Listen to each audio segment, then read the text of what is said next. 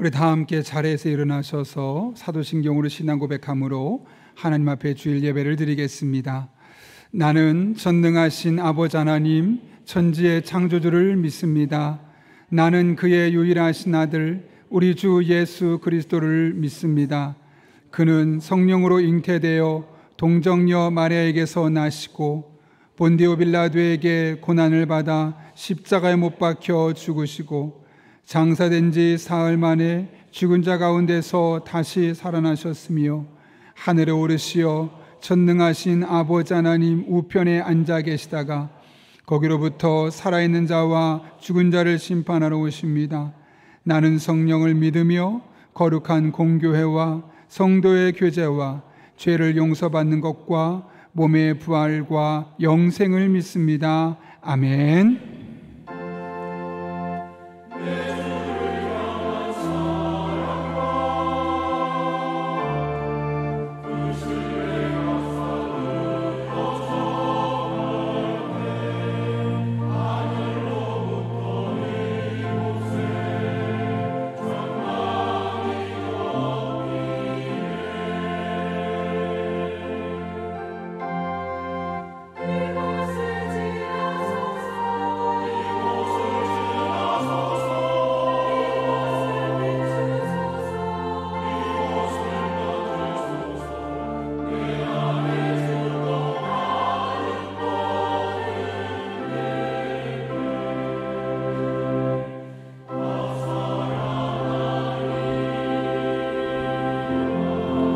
우리들의 참 소망 되시는 여호와 하나님을 찬양하며 나아갑니다. 지극히 높은 주님을 낮이 성소로 들어갑니다. 세상의 신을 벗고서 주보자 앞에 엎드리니 내 주를 향한 사랑과 그 신뢰가 사그러져 갈 때 하늘로부터 이곳에 장막이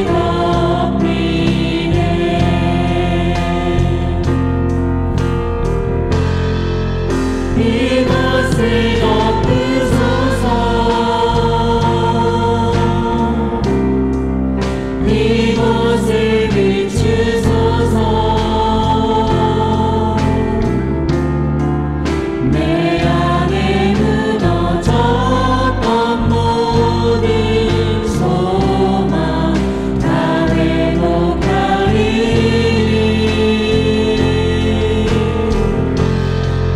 이곳을 지나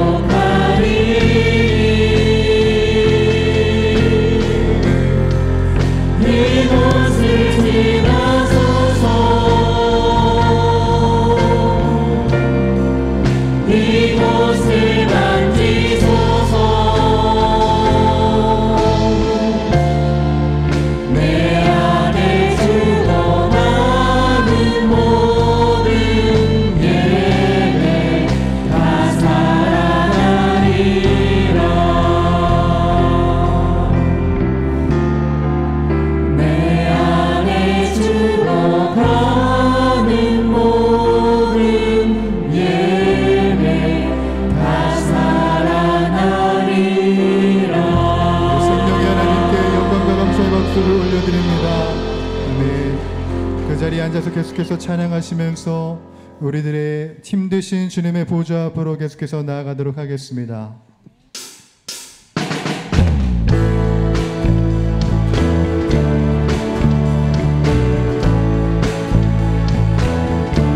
절망 가운데 우리를 세우시고 힘주시는 주님, 이곳 가운데 계신 그 주님의 높고 위대하심을 찬양합니다. 하늘 위에 주님 밖에 내가 사모할 자 이 세상에 없네.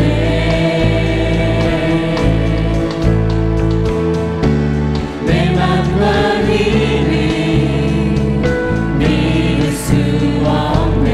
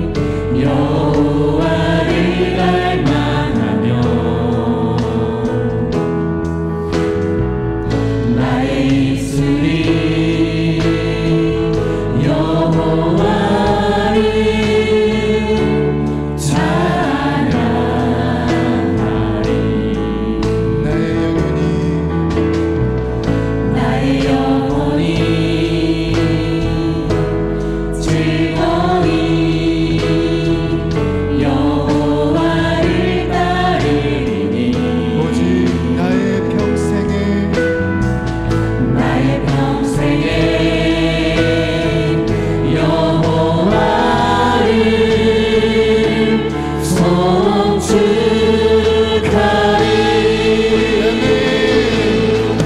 오직 주만이 나의 반석 나의 구원이시니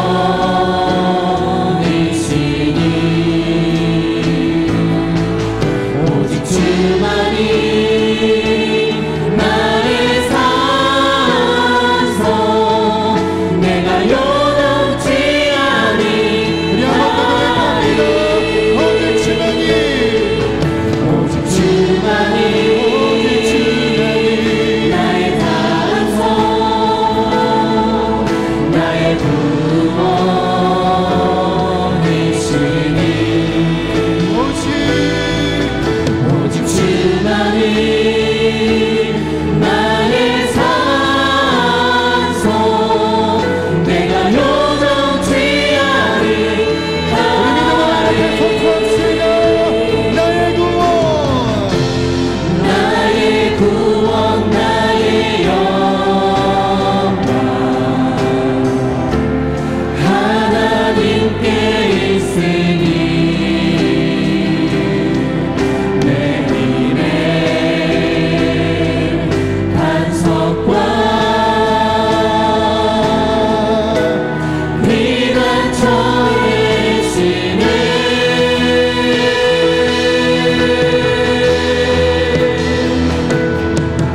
오직 주만이 나의 반석 나의 구원이시니 오직 주만이 나의 산성 내가 요동치 아니하리 오직 주만이 나의 반석 나의 구원이시니 오직 주만이 나의 산성 내가 요동치 아니하리 오직 주만이 나의 반석 나의 구원이시니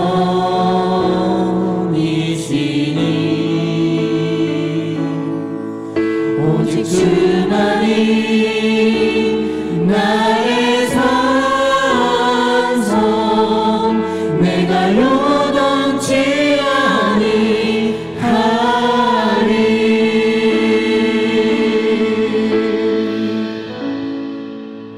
거룩하고 자비로우신 하나님 아버지, 은혜와 사랑에 감사를 드립니다. 계절의 변화 속에 들녘의 곡식들이 알알이 연걸어가는 이 가을, 우리들의 삶에도 많은 신앙의 열매들이 아름답게 열매 맺는 계절이 되게 하여 주옵소서. 지난 한 주 떨어져 있던 가족 친지들과 행복한 추석 명절을 보내게 하시고 안전하고 건강한 모습으로 예배 자리에 인도하여 주셔서 감사를 드립니다.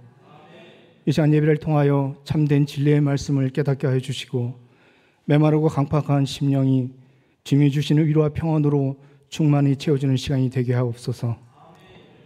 전능하신 하나님 아버지, 지난 한 주간의 삶을 돌아보며 저의 부족함과 허물들을 회개하오니 용서하여 주옵소서. 주님보다 세상의 것들을 더 사랑하고 내 생각과 마음을 앞세우며 교만하고 이기적인 모습으로 살았던 한 주간의 삶을 회개하오니 용서하여 주옵소서. 우리를 끊임없이 흔드는 죄의 유혹 앞에 말씀과 성령의 능력으로 그 모든 악한 것들을 이겨내게 하시고 담대한 믿음과 용기를 주셔서 하늘의 복을 받아 세상의 복이 되게 하옵소서. 하나님 아버지, 이 나라를 긍휼히 여겨 주옵소서. 이단과 죄로 물들어가는 이 나라를 죄에서 구원하여 주시고 이단의 주권이 하나님께 있음을 인정하며 하나님을 경외하고 죄에서 돌이켜 구원받은 주의 백성들로 살아가게 하옵소서. 정치 경제는 안정을 찾게 하여 주시고 분열과 다툼이 사라지며 공정과 상식이 통하는 사회가 되게 하셔서 하나님께 쓰임받는 민족으로 거듭나게 하옵소서. 은혜와 사랑이 많으신 하나님 아버지, 이 시간에도 세계 각처에서 영혼군을 위해 자신의 삶을 드리며 헌신하시는 선교사님들을 기억하여 주시고 그 모든 사역 위에 많은 복음의 열매들이 맺게 하여 주셔서 그 땅에 수많은 주님의 교회가 세워지게 하여 주옵소서. 주님의 뜻과 계획 속에 세우신 교회가 참된 진리의 터전으로 사랑으로 지역사를 섬기며 영혼을 구하는 데 힘쓰는 교회가 되게 하옵소서.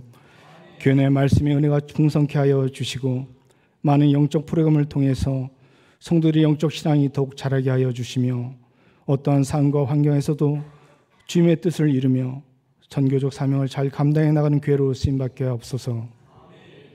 올해부터 시작되는 가을 전교인 저녁 기도회를 통해서 우리 영이 새로워지게 하여 주시고 구하고 바라고 원하는 우리의 간절한 기도 가운데 들으시고 응답하시는 하나님의 응답의 역사가 이루어지는 시간이 되게 하여 주옵소서. 그러면 우리들의 삶에 꼬이고 얽혔던 문제들이 해결되게 하여 주시고 질병과 상처들이 고침받고 치유되는 하나님의 치유의 역사가 나타나게 하옵소서. 수험생들과 취업을 준비하는 우리의 자녀들의 진로 앞길을 열어주시고 주님의 은혜 안에서 꿈들을 이루게 하여 주셔서 그 모든 것이 한 해의 은혜임을 고백하며 간증케 하여 주옵소서. 다음 세대를 위해 울타리 기도회를 통해 주님의 자녀들의 말씀과 기도로 자라게 하여 주시고 하나님을 경외하고 진리의 말씀을 따라 이 땅에 주님의 뜻을 이루는 자녀들로 자라게 하여 주옵소서. 담임 목사님을 비롯해 교육자분들 가정에 평안을 주옵시고 건강을 지켜주시며 주님과 늘 가까이 동행하며 성령의 능력으로 모든 사역을 잘 감당케 하여 주시고 다음 세대를 길러내는 데 귀한 사역이 되게 하여 주옵소서. 이 시간 말씀을 듣습니다. 담임 목사님을 통해 주신 말씀이 우리 영을 새롭게 하여 주시고 삶에 찾아오는 고난과 어려움을 이기게 하는 능력이 말씀이 되게 하셔서 한 주간 세상 속에서 믿음으로 승리하며 살아가도록 인도하여 주옵소서. 예배를 위해 여러 모습으로 섬기는 손길을 위해 주님의 은혜와 축복이 함께하여 주시고 정성으로 준비한 신혼 찬양대의 찬양이 하나님께 영광이 되며 우리에게는 은혜에 가득한 찬양이 되길 바라고 원하며 죄와 사망에서 우리를 구원하신 예수님의 이름으로 기도합나이다. 아멘.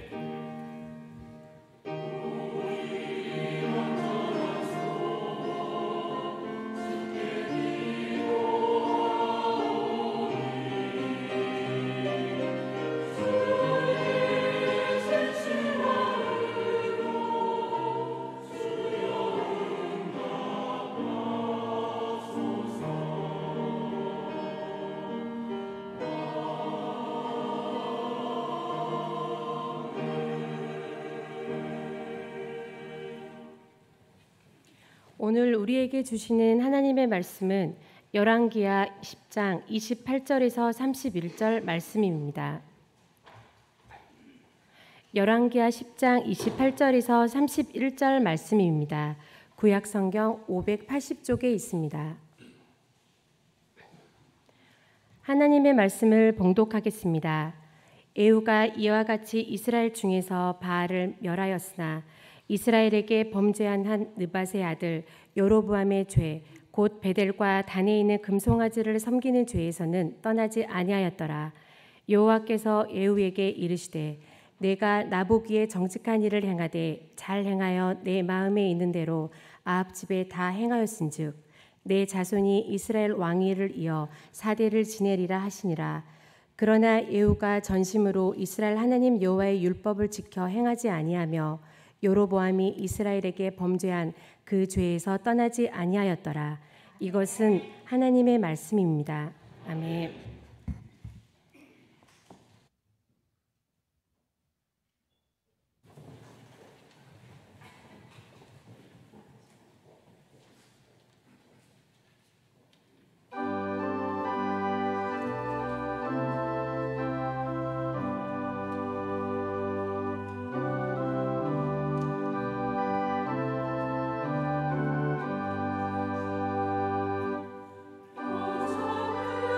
주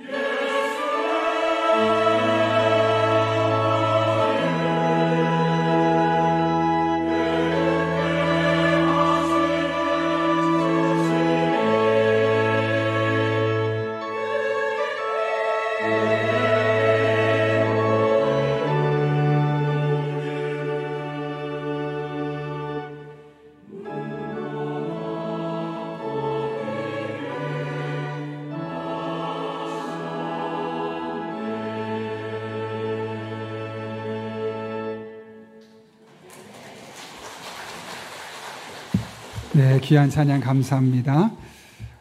여러분 종종 찬양이 끝나고 나면 박수를 쳐야 되나 말아야 되나 그런 또 혼란한 분들 계실 겁니다. 또 어떤 분들은 치면 안 된다라고 말하고 어떤 분도 된다라고 말하는데 신학적으로는 우리가 하나님을 찬양하는 방법이 여러 가지입니다. 직접 찬양하기도 하고 악기를 통해서도 또 손뼉으로도. 그래서 어쩌면 우리가 찬양 끝나고 난 뒤에는 우리가 함께 손뼉으로서 하나님 앞에 또 찬양 올리는 거에 동참하는 그런 것이 되기도 하고요.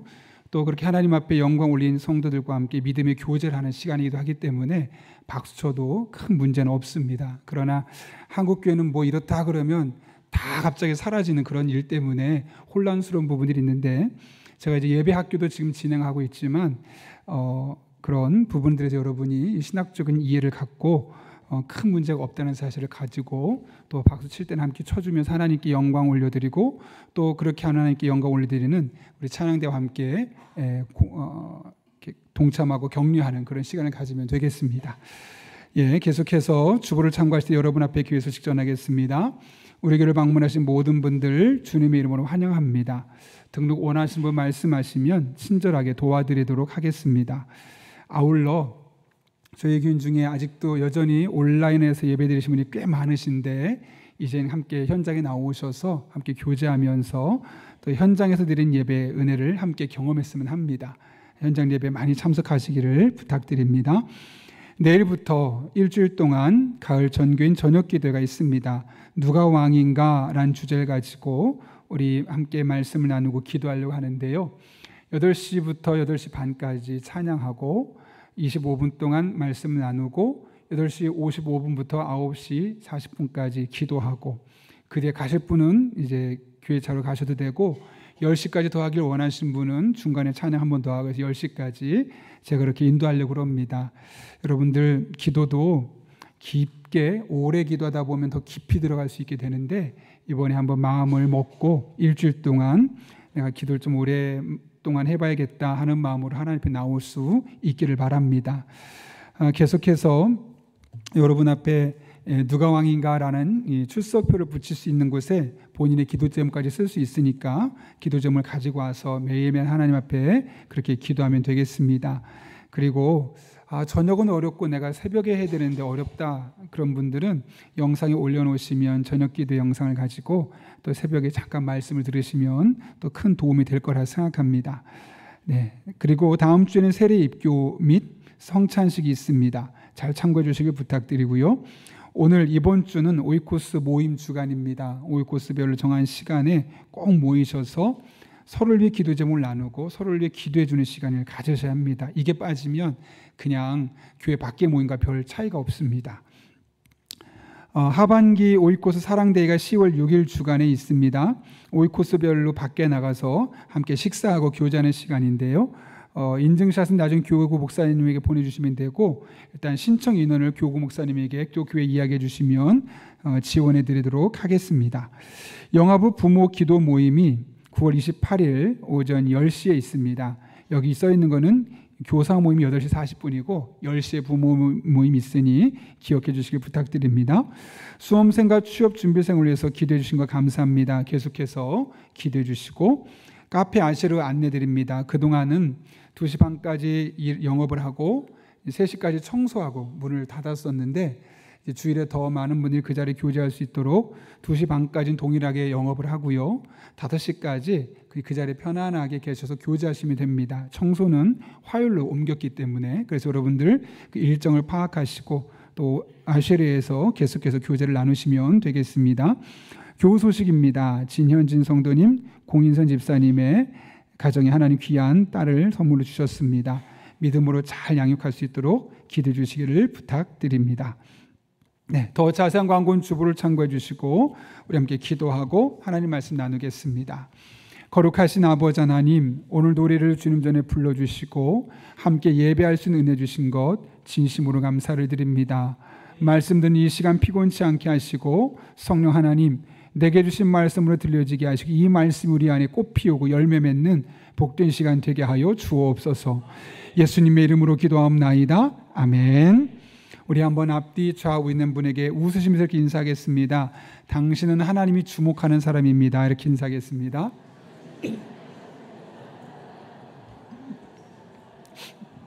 뭔가 좀 섭섭하죠? 한 번 더 하겠습니다. 저도요. 이렇게 하겠습니다. 예. 제가 예전에 아내랑 연애할 때 한마디를 듣고 충격을 받았던 적이 있습니다. 갑자기 저를 보더니 오빠는 착한 병에 걸렸어 라고 얘기를 하더라고요. 그 당시에 이제 아내를 많이 배려하고 저한테 뭐 먹고 싶어 그러면 그때 말하면 너는 뭐 먹고 싶은데 이렇게 물어봤었거든요. 그러니까 이 착한 병에 걸렸다는 거예요. 저에게는 사실 그게 큰 충격이었어요. 처음 듣는 말이기도 했고 내가 그동안 아내를 위해 배려했던 모든 것을 착한 병이라는 한마디로 다 뭉개버린 듯한 느낌이 들었기 때문이죠. 그런데 사실 아내는 이런 부분이 좀 바뀌면 더 관계가 좋아지겠다라는 마음에 그런 말을 했던 겁니다.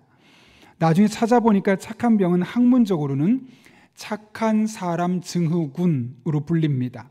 어떤 거냐면 다른 사람에게 늘 긍정적인 평가만 듣기를 원하고 또 다른 사람의 관심을 끌기를 원하고 다른 사람한테 당신은 좋은 사람이야 라는 말을 듣기를 원하다 보니까 자신의 감정은 눌러놓는 겁니다. 그리고 무조건 남들에게 맞추려고만 하는 경향을 갖을 때 이를 일컬어 착한 사람 증후군이라고 합니다.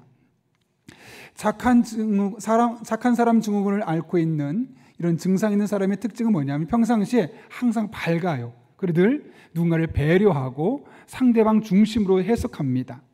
그런데 이들의 특징 의 또 하나는 늘 타인의 평가에 민감하고 지나치게 예민하게 반응하고 혹시라도 내 마음에 조금이라도 불편한 감정, 부정적인 감정이 생기면 이건 죄악이야, 난 나쁜 짓을 했어 하면 스스로를 괴롭히는 그런 일들을 하게 된다는 거죠.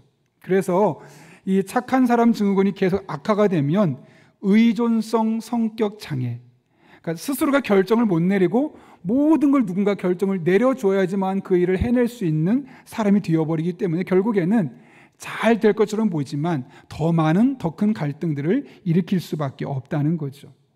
문제는 이런 착한 사람 증후군이 가장 많이 나타나는 곳이 어딜까요? 바로 교회입니다. 왜 그럴까요, 여러분? 교회는 한 단계 더 높은 수준, 도덕적인 수준, 또 한 단계 더 높은 영적인 수준을 요구하는 곳입니다. 그러니까 조금이라도 싫은 소리, 잘못했다는 소리를 듣는 것이 아니라 괜찮은 사람이야, 좋은 사람이야 이런 말을 계속 들으려 하는 그런 성향들이 우리에게 생기는 겁니다. 문제는 자꾸 그런 소리만 들으려 하다 보니 어떤 일이 생기냐면 내 안에 영적인 부담감이 생겨요. 그리고 다른 사람한테 잘 보여야 된다는 생각 때문에 스스로의 모든 감정을 억압하고 짓누르다 보니까 나도 모르게 그 안에 화가 생기고 분이 생겨요. 그래서 평상시엔 괜찮은데 어느 순간 팡 터지게 되면 교회 안에 문제가 생기게 되고 결국 교회를 떠나게 되고 신앙의 상처를 받는 일들이 일어날 수밖에 없는 것이죠. 최근에 한 목사님이 하나님의 마음에 드는 사람이란 제목의 글을 올렸어요. 저도 늘 최근에 고민했던 주제였기 때문에 흥미롭게 글을 읽었는데 이런 내용입니다. 그 목사님이 지금까지 살아오시면서 부모님과 선생님, 또 가족들과 친구들, 또 목회자가 되고 나서는 성도들에게 좋은 사람, 또 그들의 마음에 드는 사람이 되려고 많이 노력했다는 거예요. 너는 참 기특하다, 착하다, 잘하고 있다 그런 말 듣고 또 성도들에게는 역시 우리 목사님은 최고라고 대단하시다고 놀랍다고 막 이렇게 인정받고 사람들의 마음에 들려고 정말 부단히 노력했다는 거죠. 그런데 언제나 만족감은 없었고 점점 그런 것들이 스트레스로만 자기에게 쌓여오더라는 거죠. 그래서 이런 생각이 들더래요. 아니 사람의 마음에 드는 것도 이렇게 힘들다면 하나님의 마음에 드는 것은 불가능할 수도 있겠구나. 이럴 정도로 마음에 좌절감이 오더라는 거죠. 그런데 어느 날 고린도전서 1장 27절부터 29절까지 말씀 읽다가 사람 마음에 드는 것은 정말 힘든 일이지만 하나님의 마음에 드는 일은 그렇게 힘든 일은 아니었구나. 아니 힘든 정도가 아니라 너무너무 쉬운 것이었구나 라는 것을 깨닫게 되었습니다. 그 고린도전서 1장 27절부터 29절까지 말씀이 이런 말씀이죠. 하나님께서는 지혜 있는 자들을 부끄럽게 하시려고 세상의 어리석은 것들을 택하셨으며 강한 것들을 부끄럽게 하시려고 세상의 약한 것들을 택하셨습니다. 하나님께서는 세상에서 비천한 것들과 멸시받는 것들을 택하셨으니 곧 잘났다고 하는 것들을 없애시려고 아무것도 아닌 것들을 택하셨습니다. 이리하여 아무도 하나님 앞에서는 자랑하지 못하게 하시려는 것입니다. 하나님 마음에 들려면 어떤 사람이 되어야 할까? 일반적인 생각에는 머리가 좋아야 하고 또 인물도 뛰어나야 하고 탁월한 실력과 재능을 갖춘 사람이 되어야 되고 가정 환경도 좋고 가진 재주도 많아야 되고 성격은 천사처럼 되면 그런 사람은 하나님 마음에 들겠지라고 생각하지만 그렇지 않다는 거예요. 오히려 약하고 어리석고 비천하고 내설 것이 아무것도 없는 사람이 되어도 하나님이 그런 사람을 택하신다라는 말씀을 통해서 이런 조건이 하나님의 마음에 드는 조건은 아니라는 거죠. 하나님은 우리를 있는 그대로 택하시고 들어 쓰시는 분이심을 분명하게 말씀하고 있는 겁니다. 이 세상이 바라보는 기준과 하나님 바라보는 기준이 너무나 달라요. 그렇다면 여러분 누구나 하나님 마음에 들 수 있는 것이고 하나님 마음에 든다는 것은 그렇게 어려운 일이 아니라 하나님 앞에 나의 있는 그대로의 모습 다가서는 것이 훨씬 더 중요한 것이죠. 바라기는 우리의 남은 한평생이 하나님 마음에 드는 사람으로 살아갈 수 있기를 예수님의 이름으로 축원합니다. 오늘 본문의 말씀은 예후라는 사람의 하나님이 어떻게 평가하고 있는지를 보여주고 있습니다. 특별히 읽었던 28절과 29절 말씀 보게 되면 예후가 생전에 했었던 두 가지 행적을 중심으로 기술하고 있는데 첫 번째 행적은 25절부터 28절에 기록된 내용입니다. 그가 바알신을 섬겼던 모든 사람을 죽였고 바알 목상을 불태웠으며 바알신에게 제사를 드렸던 그 성전터를 다 쑥대밭으로 만들고 그것을 변소를 만들었다고 합니다. 그러니까 예후가 잘한 일들을 기술하고 있는 것이죠. 반면에 29절에는 예후가 했던 두 번째 일을 기술하고 있는데 그것은 이스라엘 백성들에게 죄를 짓게 했던 여로보암의 죄에서 떠나지 아니하였다. 다시 말하면 예후가 잘못했던 일을 부각시키고 있는 겁니다. 이렇게 28절과 29절은 예후가 했던 잘한 일과 잘못했던 일을 함께 사실 그대로 기술하고 있다면 30절은 이런 예후의 행동에 대한 하나님의 평가를 담고 있죠. 자, 어떻게 평가하시는가? 같이 한번 읽겠습니다. 시작. 여호와께서 예후에게 이르시되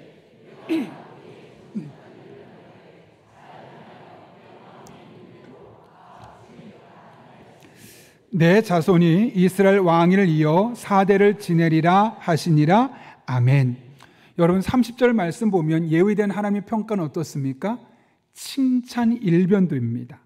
심지어 내 자손으로부터 4대 동안 왕위를 이어갈 것이다 라고 이야기를 했는데 이스라엘 역사를 보게 되면 실제로 예후의 뒤에 여호아스, 요하스, 여호사밧 2세, 여로밤 2세, 스가랴까지 이렇게 5대 걸쳐서 왕위가 지속되었음을 우리는 확인할 수 있습니다. 이렇게 오늘 본문을 보게 되면 사실 예후에게도 실수가 있었고 부족한 점이 있었는데 하나님은 그에 대해서 매우 긍정적이고 호의적으로 평가하고 있다는 것이죠. 잘못한 점을 부각시키는 것이 아니라 그가 잘했던 것, 그가 하나님 앞에 보시기에 훌륭했던 점들만 드러내고 있는 겁니다. 어떻게 보면 객관적이지 않습니다. 그러나 이것이 바로 하나님께서 우리를 보시는 방식입니다. 하나님은 우리가 많은 약점을 갖고 있음에도 불구하고 너 이렇게 잘못했잖아, 이런 약점을 갖고 있잖아, 들춰내서 쑥대밭을 만들기보다는 네가 이거는 잘하고 있구나, 네가 이거는 수고했구나, 이런 자그마한 강점을 가지고 축복하시기를 원하시는 분이심을 말씀하고 있는 것이죠. 오늘 본문이 왜 이런 하나님의 일방적인 모습을 우리에게 보여주고 있는 것일까요? 우리 또한 다른 사람을 그렇게 보라는 거죠.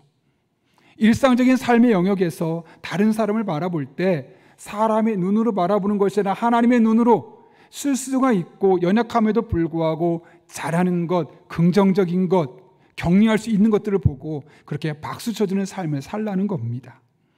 그 사람이 연약함 대신에 부단히 노력하는 모습을 보고 단점보다는 하나님께서 그 사람이 허락하신 장점을 위주로 보며 현재 넘어져 있고 지쳐 있고 무기력한 모습을 보기보다는 장차 일어나서 힘있게 살아갈 모습을 기대하며 박수 쳐주고 용기를 줄 수 있는 그런 삶을 살아가라는 것이죠. 이것이 바로 하나님의 인간론입니다.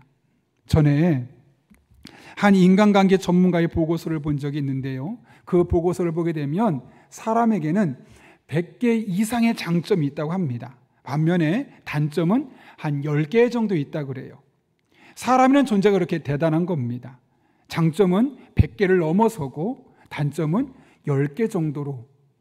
그런데 대부분의 사람이 자신을 바라볼 때, 또 다른 사람을 평가할 때 어떻게 보냐면 그 많은 100개 이상의 장점을 보는 것이 아니라 얼마 되지 않은 10개의 단점을 끄집어내고 또 끄집어내서 사람 속을 긁는다는 거죠.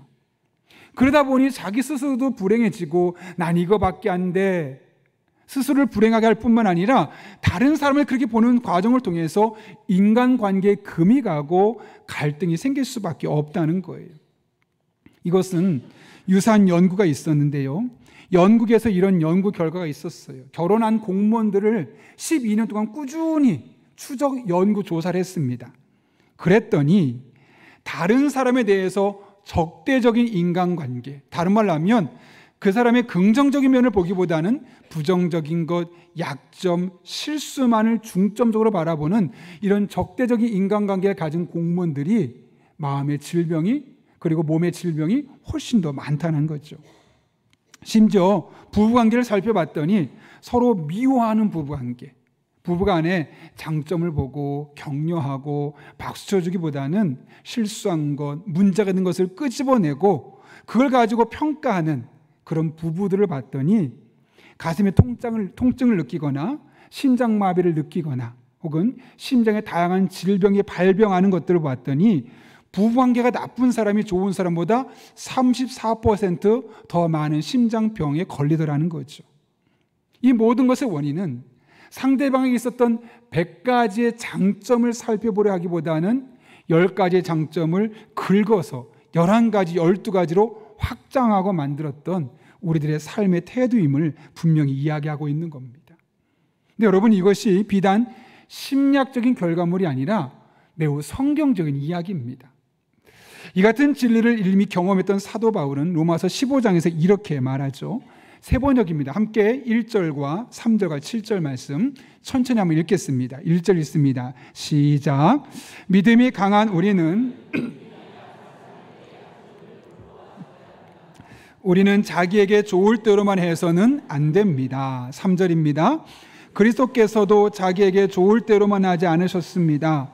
성경에 기록하기를 주님을 비방하는 자들의 비방이 내게 떨어졌다 한 것과 같습니다. 7절입니다. 그러므로 그리스도께서 하나님의 영광을 드러내시려고 여러분을 받아들이신 것과 같이 여러분도 서로 받아들이십시오. 아멘. 여러분, 예수님이 우리를 구원하실 때 어떻게 하셨죠? 야, 너 그거밖에 안 돼? 조금 더 옳은 생활 많이 하고, 조금 더 바른 일 많이 하고, 조금 더 네가 더 나은 사람이 되어서 나한테 오면 내가 너를 구원해 줄게 라고 말씀하지 않으셨어요. 여전히 실수투성이고 여전히 죄를 짓고 온갖 유혹에 넘어진 우리를 있는 그대로 받아들이지 않으셨습니까? 바울이 지금 그런 얘기 하시는 거예요. 예수님이 우리의 연약함에도 불구하고 비판하고 비난하기보다는 있는 그대로 받아들이셨던 것처럼 우리 또한 다른 사람을, 물론 연약하죠, 문제가 많죠, 그럼에도 불구하고 서로 받아들여라 라고 말씀하고 있는 것이죠. 여기 중요한 표현이 뭐냐? 받아들이라는 거예요. 이 받아들이라는 말은 헬라어로 프로슬람바라는 단어, 이게 무슨 뜻이냐면 옆으로 데려오라는 거예요. 그리고 같이 먹고 그 사람을 영접하라는 의미가 이 받아들이라는 단어에 속해 있다는 거죠. 상대방이 무기력하고 연약할지라도, 늘 나에게 실망감을 안겨주는 사람이라 할지라도, 꼴도 보기 싫고 멀리하고 싶은 사람일지라도 내 옆으로 데려오라는 거예요. 적극적으로 데려와서 함께 이야기하고 함께 밥도 먹고 함께 영접하게 될 때 그런 꼬였던 문제들이 풀려질 것을 말씀하고 있는 것이죠.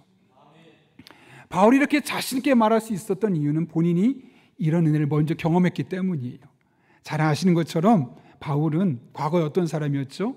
예수 믿는 사람을 잡아다가 죽이고 감옥에 가두게 하는 약간 비밀 경사 같은 사람이었거든요. 그런데 어느 날 그렇게 사람을 잡으러 가다 예수님을 환상적에 만난 거예요. 말씀도 듣고 예수님도 보게 되었고, 그래서 예수님은 정말 살아계시구나, 내가 이분을 믿어야 되겠구나, 그리고 회심을 하게 됩니다. 회심을 하게 됐으니까 이제는 어디를 갈까요? 유대인 틈에 못 끼는 거예요. 예수님 믿는 제자들에게 갔는데 제자들이 다 거부합니다. 저 녀석 거짓말일 수도 있어. 마치 간첩이 거짓 자수하고 간첩 짓을 계속하는 것처럼 그 역할을 하려고 저렇게 하는 걸 수 있어. 다 그를 거부하는 겁니다.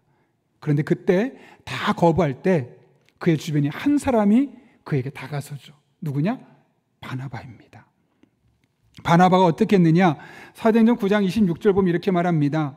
사울이 예루살렘에 가서 제자들을 사귀고자 하나 다 두려워하여 그가 제자됨을 믿지 아니하니. 아무도 바울과 함께 하려고 하지 않았어요. 그랬더니 바나바가 어떻게 하냐면 바나바가 데리고 사도들에게 가서 자초지종을 설명했다는 거죠. 그랬더니 28절에 보면 사울이 제자들과 함께 있어 예루살렘에 출입하게 되었다. 제자들은 과거에 사울이 어떤 일을 했는지만 본 거예요. 다시 한번 말씀하지만 참 사울과 바울은 같은 사람입니다. 사울은 히브리식 이름이고 바울은 로마식 이름입니다. 그래서 지금 과거 이야기를 하고 있는 거죠. 지금 그 이야기를 하고 있는 거예요. 그래서 이 바울이 과거에 바나바를 통해서 자신이 나를 이렇게 끌어주고 곁에 데려가서 영접해 주는 것이 얼마나 귀한 것인지, 자기가 그렇게 받아들이는 모습을 보고 자기가 공동체 안에 들어갈 수 있게 됨을 깨닫고 나서 사람들에게 권면하는 겁니다. 아무리 보기 싫어도, 과거에 큰 잘못을 했어도, 정말 그 사람을 멀리하고 싶어도 적극적으로 옆에 데려다 놓고 함께 먹고 마시며 교제하는 생활을 하게 될 때 그 문제들이 풀려질 것을 이야기하고 있는 것이죠. 여러분, 사람을 바라볼 때 부정적인 면만 바라보면 항상 모두 흠투성이고 항상 나쁜 사람입니다. 그러나 그 사람이 가지고 있는 장점을 보게 되면, 그 사람이 갖고 있는 강점을 보게 되면 얼마나 그 사람이 훌륭하고 좋은 사람인지 똑같은 사람도 다르게 볼 수 있는 것이죠. 하나님은 예후를 보시면서 예후가 무엇을 잘못했고 다 끄집어내서 넌 이거밖에 안 돼 라고 말씀하지 않고, 그래 네가 부족한데 연약한데 이건 잘했구나, 이건 칭찬할 만하구나, 이 부분으로 내가 너의 가정을 축복할게 라고 말씀하지 않으셨습니까? 우리 또한 그런 영적인 관점을 가져야 되겠습니다. 하나님께서 그렇게 보셨다면 우리도 주변을 보면서 그 사람의 연약함과 부족함을 끄집어내어서 밝히 드러내어서 사람들에게 소문낼 것이 아니라 그 사람이 갖고 있는 장점을, 강점을, 변화된 모습을 강조하는 믿음의 눈으로 바라볼 수 있기를 바랍니다. 그럴 때 깨어진 관계는 회복되게 될 것이고, 그럴 때 우리 한 사람 한 사람 하나님 앞에 공동체가 회복되는 것을 경험하게 될 것입니다. 그런 은혜가 저와 여러분의 삶 가운데 경험될 수 있기를 예수님의 이름으로 축원합니다. 하나님께서 예후의 잘했던 행동만을 보시면서 그의 가문을 축복하셨죠. 만약 여러분이 예후였다면 그런 이야기를 듣고 어떻게 행동했을까요? 하나님 감사합니다, 더 열심히 노력하겠습니다, 그렇게 살지 않을까요? 이것이 보통 사람들에게 상식적인 반응일 겁니다. 그런데 오늘 예후는 어떻게 했습니까? 31절 말씀 같이 읽어볼까요? 시작. 그러나 예후가 전심으로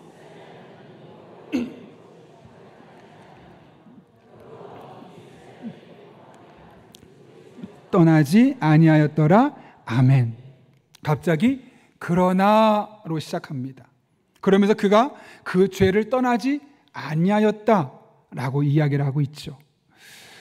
바알의 신상을 무너뜨린 데는 앞장섰습니다. 사람까지 죽이는 데 서슴지 않았던 예후가 왜 여로보암이 했던 죄를 떠나지 않았을까? 이상하지 않습니까? 그에는 분명한 이유가 있습니다. 그리고 이걸 알려면 여로보암의 죄가 갖고 있는 성격을 알아야겠죠. 여러분이 아시는 것처럼 솔로몬 때까지만 해도 이스라엘은 한 나라였습니다. 그런데 그의 신하였던 여로보암이 반역을 하게 되고 북이스라엘과 남유다로 나뉘게 되어서 남유다는 솔로몬의 아들이었던 르호보암이 통치하고 파란색으로 나오는 북이스라엘은 그의 신하였던 여로보암이 통치하는 겁니다. 그렇게 나라가 둘로 나뉘게 되죠. 문제는 하나님께 예배했던 성전이 어디에 있었을까요? 남유다, 예루살렘이니까 남유다에 있었겠죠. 그러니까 북이스라엘로 갔었던, 나뉘었던 사람들이 예배드리러 어디로 가냐면 자꾸 남유다로 내려가는 거예요. 북이스라엘의 왕이었던 여로보암이 자꾸 자기 백성들이 남유다에 내려가니까 마음이 편할까요? 불편할까요?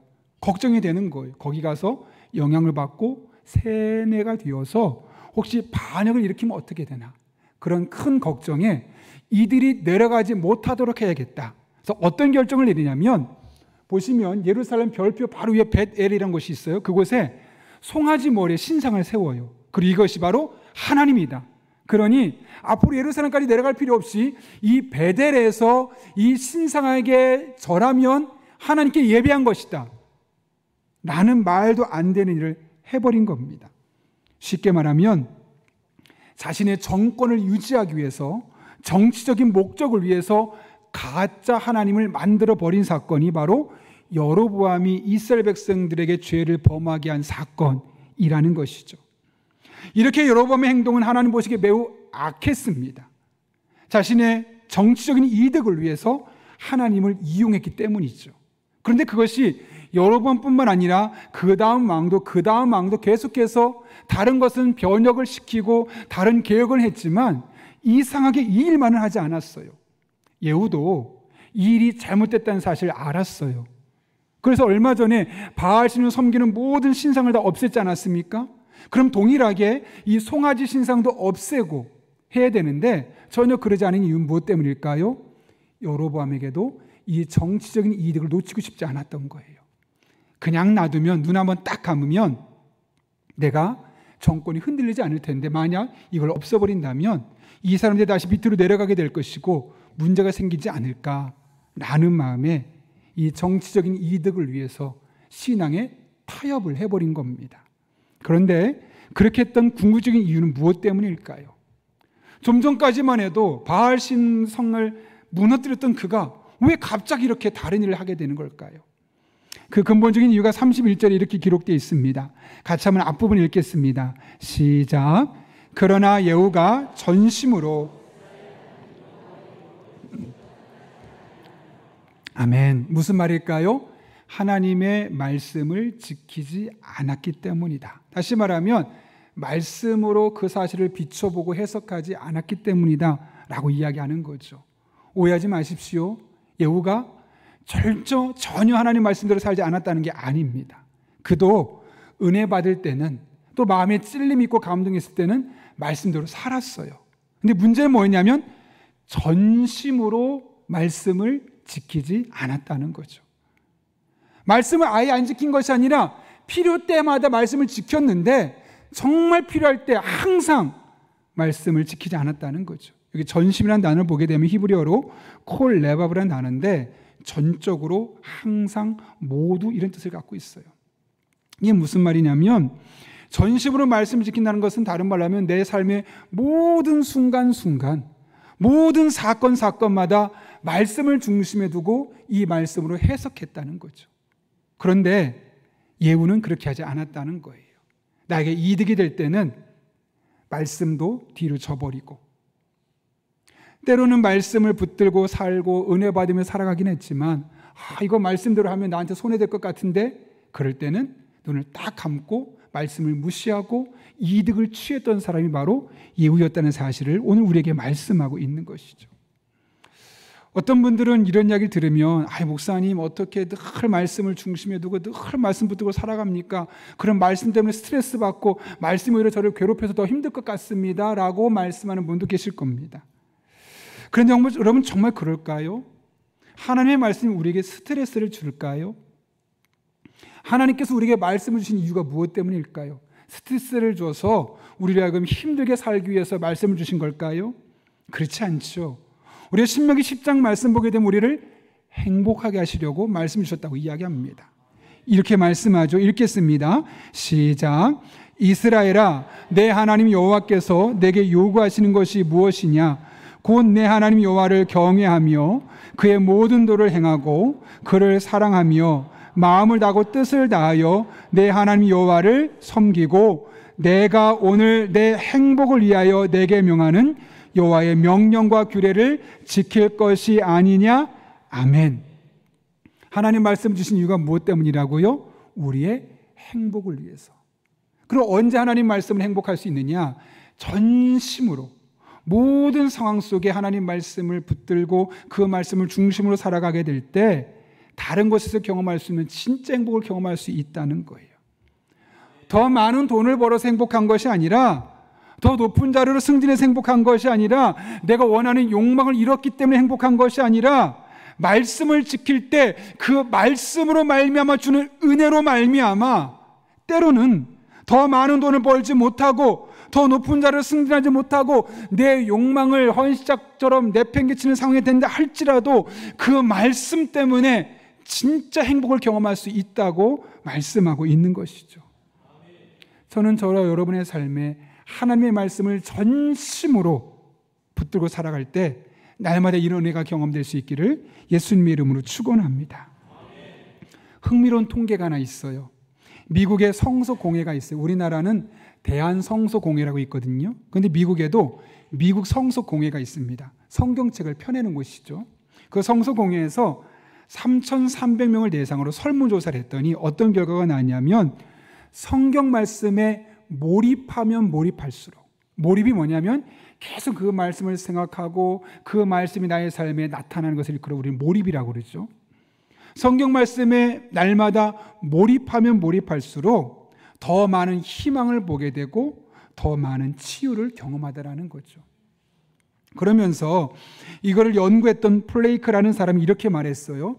성경에 관심 있는 사람들은 평균적인 수준의 스트레스를 가진 반면 평균을 웃도는 희망을 갖고 있다. 이게 무슨 말일까요? 스트레스가 없다는 게 아니에요. 스트레스는 누구나 가질 수 있지만 성경에 관심을 갖고 성경 말씀에 몰입하고 그 말씀에 집중해서 하루를 살아가려는 사람들에게는 어떤 일이냐면 그 평균적인 스트레스보다 훨씬 높은 희망을 꿈꾸게 된다는 거죠. 그래서 이렇게 말합니다. 하나님의 말씀의 임재를 통해 우리는 같은 상황 속에서 다르게 살 수 있다. 있는 방법이 있다. 말씀은 진정 변화시키는 힘이 있다. 교회의 일원이라고 해서 고난이 사라지지 않지만 미국인들은 성경에 뿌리를 두고 있을 때 더욱 잘 용서하고 정신적인 충격이나 스트레스에 잘 대처한다는 사실이 드러났다. 하나님 말씀을 계속 묵상하고 내 삶의 중심에 두고 성경 말씀을 몰입해서 더 많은 시간을 말씀과 함께 하려는 사람일수록 남들을 더욱더 잘 용납하는 그런 용서의 태도를 보여줄 뿐만 아니라 큰 정신적인 스트레스와 충격을 받아도 그것을 너끈히 이겨낼 뿐만 아니라 스트레스를 잘 대처할 수 있는 그런 영적인 힘을 가지게 되더라는 것이죠. 이것이 다른 것이 아니라 바로 하나님의 말씀에 몰입해서 더 많은 시간을 말씀과 함께 버타면서 사람들이 누릴 수 있는 영적인 은혜라는 겁니다. 헨리 블랙가비가 쓴 하나님을 경험하는 삶이란 책을 보게 되면 12장에 이런 제목이 있어요. 하나님은 성경을 통해 말씀하신다.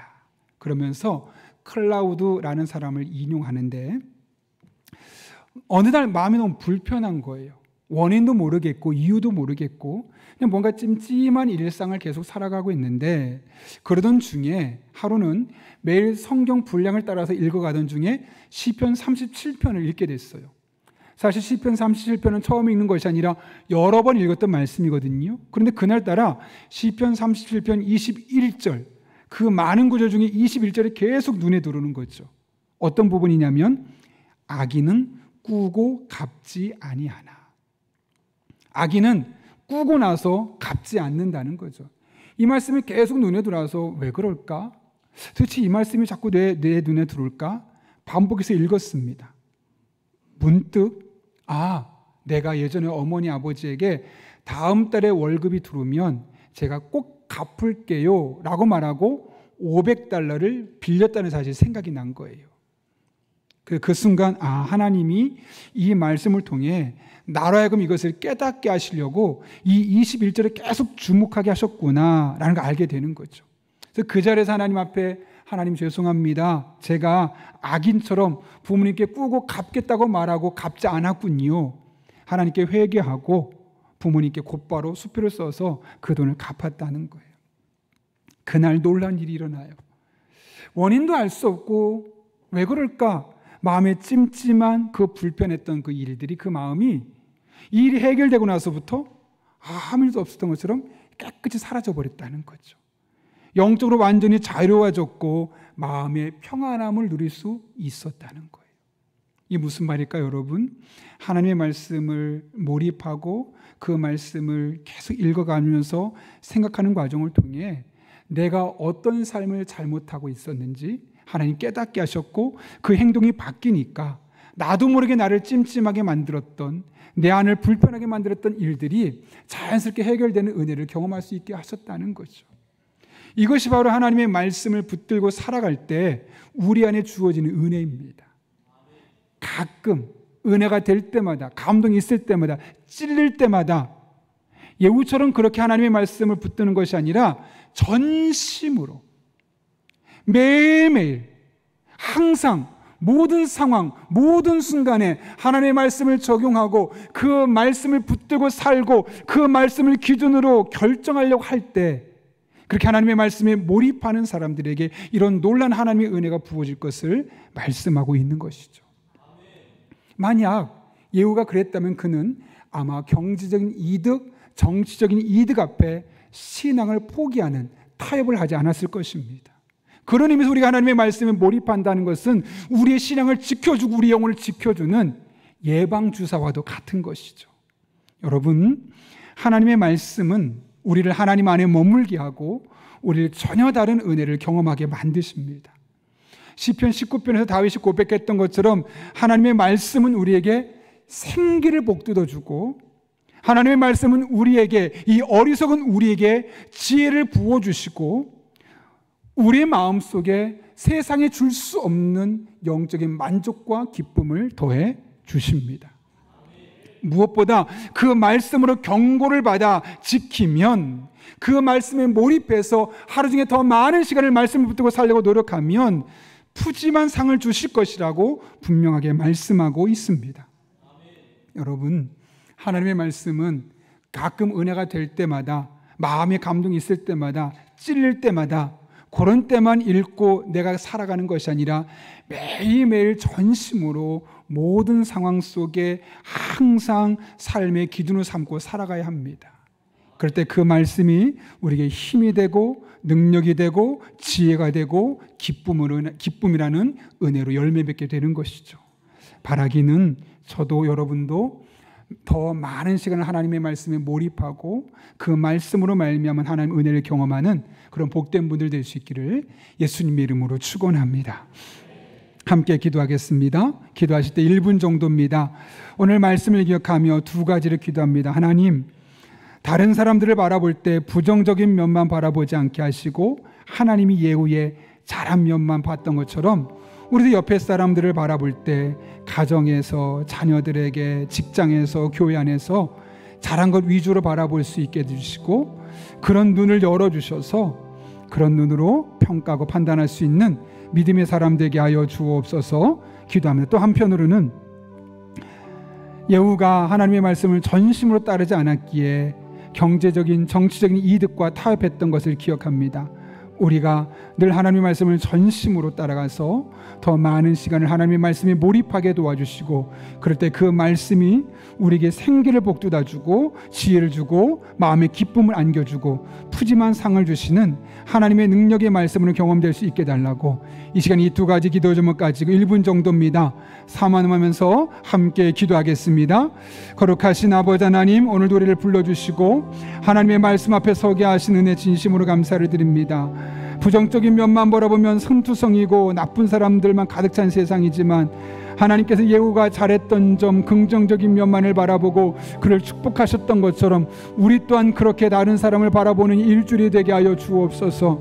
우리의 가정 속에서, 또 우리의 직장 속에서, 우리의 사업장에서, 우리 교회 안에서 그렇게 다른 사람들을 바라볼 때 어떤 변화가 있는지를 경험하게 도와주시옵고, 그렇게 우리들의 일상에 하나님의 놀라운 은혜가 경험될 수 있도록 주님께서 친히 역사하여 주옵소서.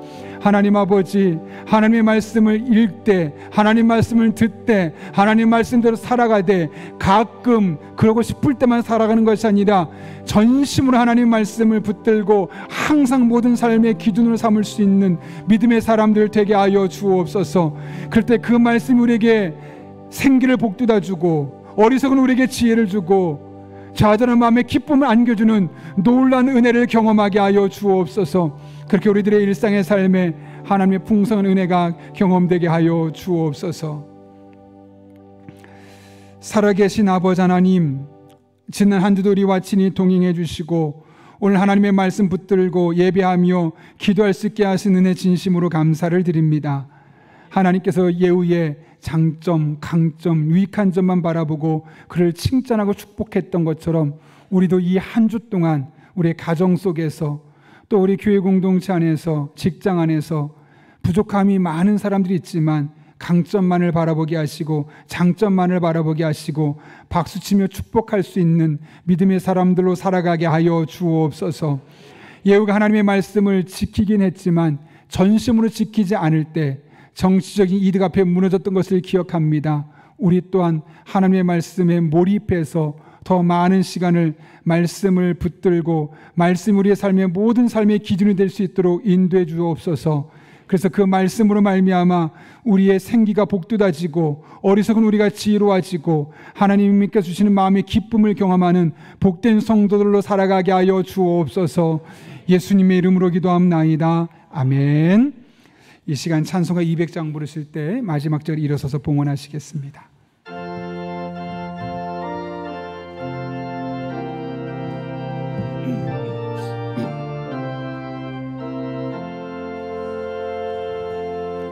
달고 묘한 그 말씀, 생명의 말씀, 귀한 그 말씀 진실로 생명의 말씀이 나의 길과 믿음 밝히 보여주니 아름답고 귀한 말씀 생명샘이로다.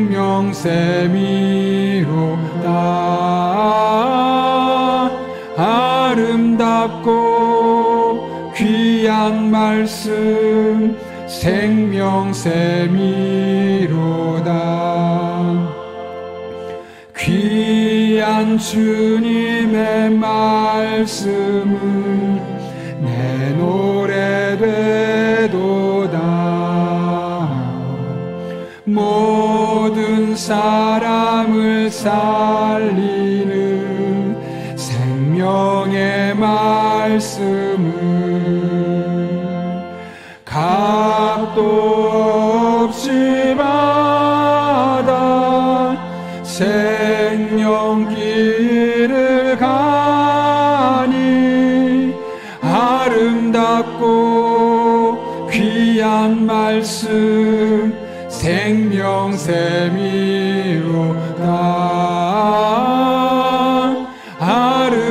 아름답고 귀한 말씀 생명샘이로다. 널리 울리어 퍼지는 생명의 말씀은 마음의 용서와 평안을 골고루 주나니 다만 예수 말씀 듣고 복을 받네. 아름답고 귀한 말씀 생명샘이로다.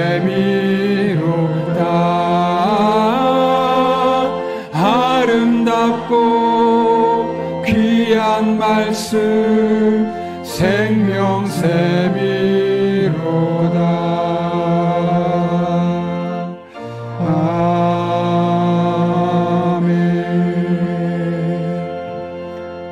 거룩하신 아버지 하나님, 지난 한 주도 생명의 말씀, 능력의 말씀으로 우리들과 친히 함께해 주셔서 힘들고 낙심하고 좌절하고 지쳤을 때 그대로 방치하지 아니하시고 다시 이렇게 세우실 뿐만 아니라 우리 이렇게 주님 앞에 나와 예배할 수 있도록 여기까지 인도하시는 은혜 진심으로 감사를 드립니다.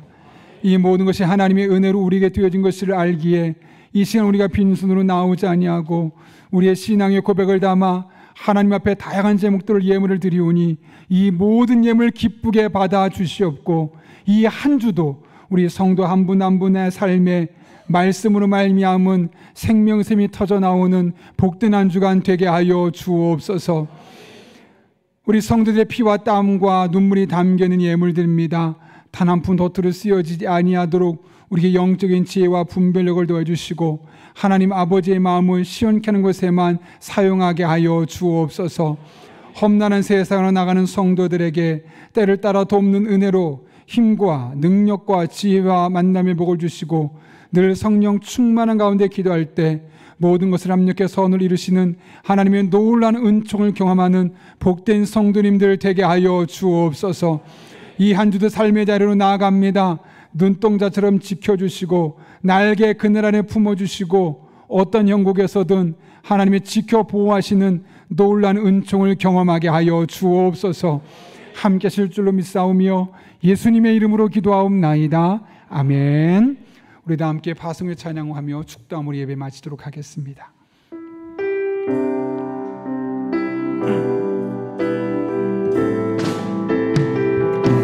우리의 피난처이신 주님 앞에 믿음으로 고백하며 함께 나아갑니다. 나의 피난처 예수 의지해요. 나의 피난처 예수 의지해요. 나의 가는 길에 거센 바람 몰아쳐와도 나의 피난처 예수 의지해요. 나는 영원히 주님만을 사랑합니다. 나는 영원히 주님 믿음으로 고백합니다. 사랑해요. 간절하게 고백합니다. 나는 영원히 주님 사랑해요. 세상 어떤 것도 나의 사랑 끊을 수 없네. 나는 영원히 주님 사랑해요. 아바 아버지, 아바 아버지 나를 사랑하시니 나의 모든 것 주께 드려요. 아멘. 아바 아버지 내가 여기 있으니 주님 영광이 우리 다시 한 번 더 고백합니다. 아바 아버지, 아바 아버지 나를 사랑하시니 나의 모든 것 주께 드려요. 아멘. 아바 아버지 내가 여기 있으니 주님 영광이 하는 서주세요. 주님 교회 위하여, 주님 교회 위하여 서주세요. 주님 나라 위하여, 주님 나라 위하여 서주세요. 지금은 우리의 구원자가 되시면 피난처가 되시는 예수 그리스도의 은혜와 하나님 아버지의 변함없는 사랑과 성령님의 역사하심이 오늘 주신 말씀을 내게 주신 말씀으로 받고 어떤 상황 속에서도 상대방의 잘한 점, 긍정적인 점, 강점을 바라보며 하나님의 눈으로 바라보며 믿음으로 살아가고 이 험한 세상에서 하나님의 말씀을 중심에 두고 그 말씀을 삶의 기준으로 삼고 하나님의 말씀을 따라 살기로 결단하는 이 자리 머리 숙인 한 영혼 위에 그들의 삶의 자리, 우리 교회와 나라와 민족, 북한 땅과 온 세계 열방 가운데 이제부터 영원토록 함께 하시옵기를 간절히 축원하옵나이다. 아멘.